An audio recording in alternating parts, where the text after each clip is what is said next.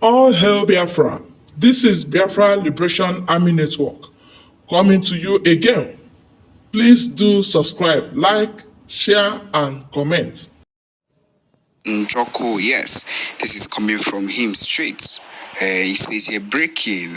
Today, I had a virtual meeting organized by Biafra Republic Government in Exile Lobbyists with the office of the Congresswoman Young Kim.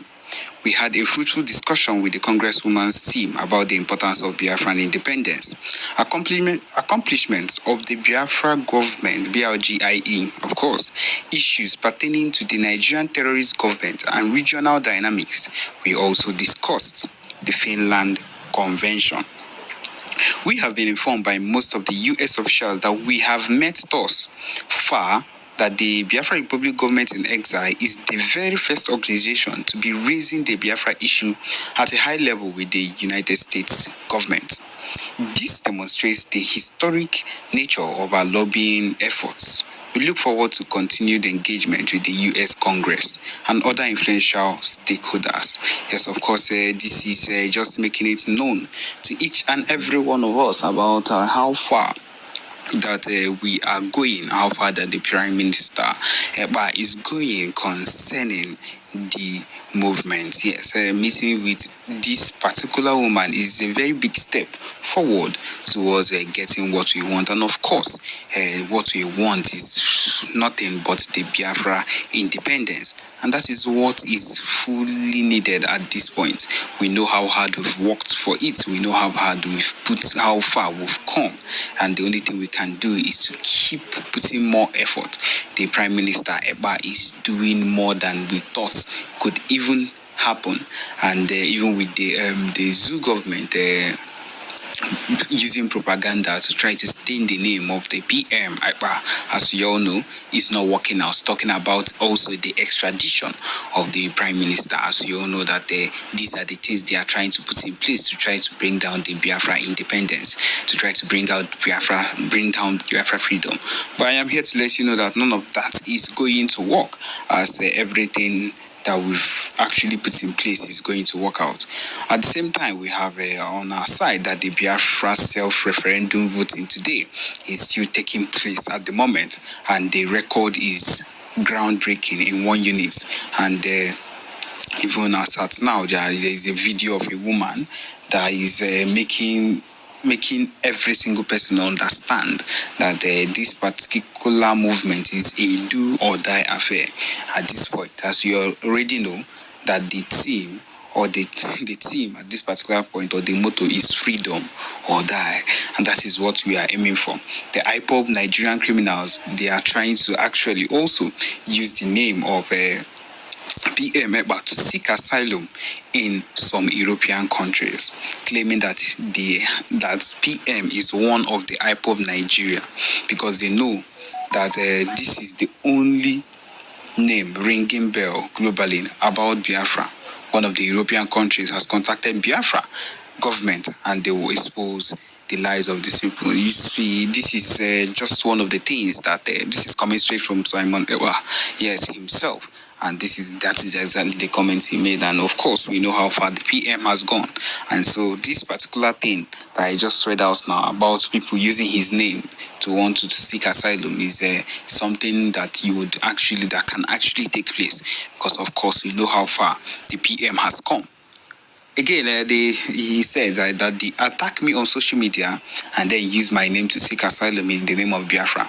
All of you that are using my name thinking they will not contact the Biafra government, even when you submitted the letter issued by your fellow criminals, they ignored that and contacted the Biafra government. You are gone.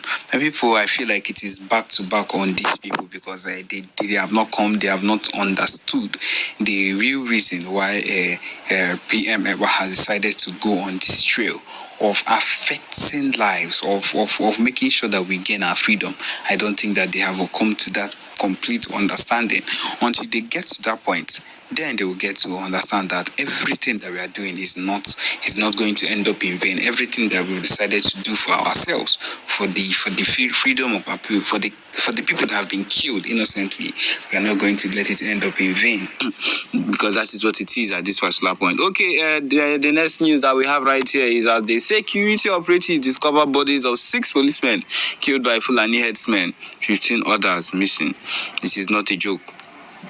The fact that this set of things keep happening, and they feel that they can get away with it, because it is what they think. They feel they will be able to get away with every single thing they do.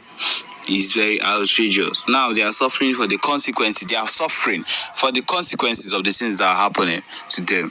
He says here that trouble is brewing in Delta State after the bodies of policemen killed by Fulani headsmen were discovered.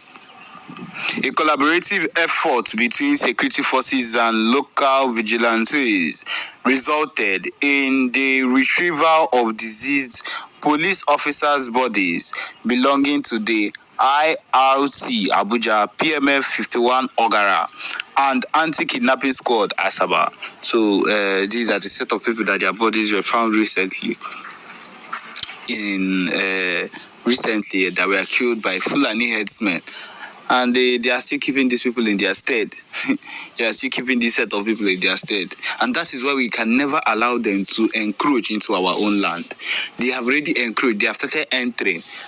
But we will not allow them to do that anymore, because the more they encroach, the more they enter into our land, the more they take over and want to feel that they have something they need to do in our place. And we will not let them have that. Yes, we can never let them have that. Okay, it continues. The recovered corpses of the officers have been deposited at Mariri Central Hospital Morgue in Ugili, disclosed a senior security source at the Delta State Police Command, speaking on the condition of anonymity. The recovery operation conducted in Ugili North local government area of Delta State followed extensive search efforts in the forest on both Sunday and Monday. So these people have been missing for some time. On January 24th, 2024, 3 officers, all inspectors, were dispatched to the Ororo community in Ugili North, Delta State, in response to a distress call made by an individual named Moses Progress. The distress caller alleged an attack by suspected Fulani headsmen, leading to the officers' deployment. Tragically, they never returned, and with their face shrouded in uncertainty. So they called these people and they sent only 3 police officers instead of them to send a full squad to go and handle these people. Fulani headsmen normally move in bulk, and you send only 3 people. What do you expect? Of course, they have taken them down. Although the police authorities in Delta State have remained silent about the incident, a group of local vigilante members discovered the bodies of some of the slain officers. The report continued. Operation Huts belonging to the suspected killer Fulani headsmen were demolished, and 6 corpses were found in the Agadama bush, while the whereabouts of the 15 others remain unknown. Regarding the discovery, the anonymous security source further elaborated. They spent over 3 hours at the hospital morgue during the documentation before being attended to at Ugili Central Hospital. Another source, when queried, mentioned no details yet, and I will get back to you as we progress, indicating ongoing investigation into the matter.